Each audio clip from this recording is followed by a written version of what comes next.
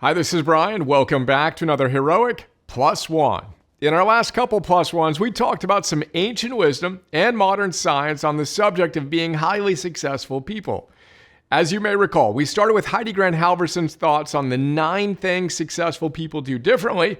Then we spent some time with Aristotle and explored his thoughts on the importance of being a success in fulfilling our potential.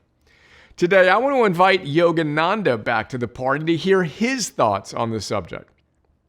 Let's check out our notes on his great little book, To Be Victorious in Life. He tells us, and I quote, "To activate the law of action, you must be active.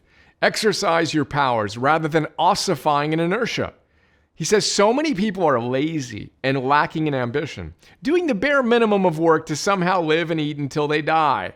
Such a slothful existence is hardly worthy of being called life.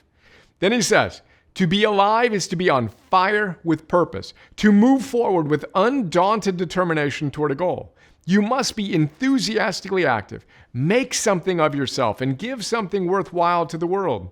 It is because my master strengthened in me the conviction that I could be something that I made the effort to achieve in spite of all the forces that tried to stop me. Finally, he says, many individuals think great things, but do not act on them. However, it is the activity that creates the greatness. Unless you actually accomplish, you are not successful. It is not enough just to think success or think ideas. They must be demonstrated. To think you are virtuous does not make you virtuous. So thinking success does not make you successful. End quote. To which I cue the choir of angels to sing their sweet melody. And I want to note that Aristotle would, of course, agree with this line of thinking as well. Not only did Aristotle, as we discussed in our last plus one, challenge us to successfully fulfill our aims in pursuit of hitting the ultimate target of becoming a eudaimon, he also tells us that thinking you are virtuous does not actually make you virtuous. We need to, as always, move from theory to practice.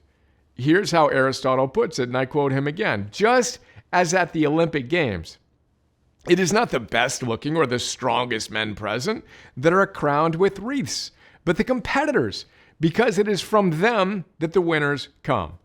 So it is those who act that rightly win the honors and rewards in life. And it's officially been way too long since I quoted Donald Robertson and his perspective on librarians of the mind versus warriors of the mind, so here we go.